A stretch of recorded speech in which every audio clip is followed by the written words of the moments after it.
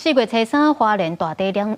了后，有造成不少的损坏甲损失。即马所有人假做是受灾户，甲县政府来申请救助。另外，嘛有厝主认为，这碎厝的顶贴敢若发予厝卡，安尼补助无公平。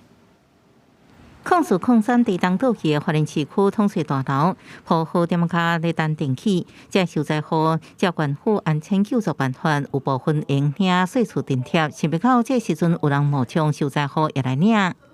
村里邻长还有这个主委啊，他们的一个签认，造成一连串的一个资格的误认，那导致呢这个金额的发放呢，我们后续还要进行追回，那也可能会引发一些刑法上的一些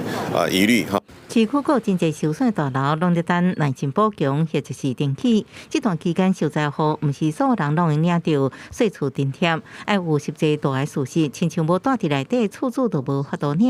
有人感觉真无公平。老人他是靠这个租金收入为生啊，那这个部分如果没有了，他是不是什么都没有？那还有就是说，他有一些年轻人，他被调到台北，那他在花莲的这栋房子他是租给人家了，那租给人家他就收租金去台北去付房租啊。县府解释，租金补贴政策是一家3人以下每个月补助8,000，4人各加2,000，上济8人1,800。帮屋所有权人若有大碍事时，就用补助24个月；男士所有权人暗过有实际咧大，就用补助12个月。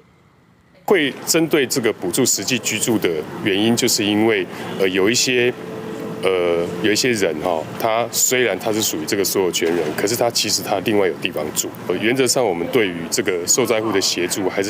是着眼在他目前有没有地方可以居住。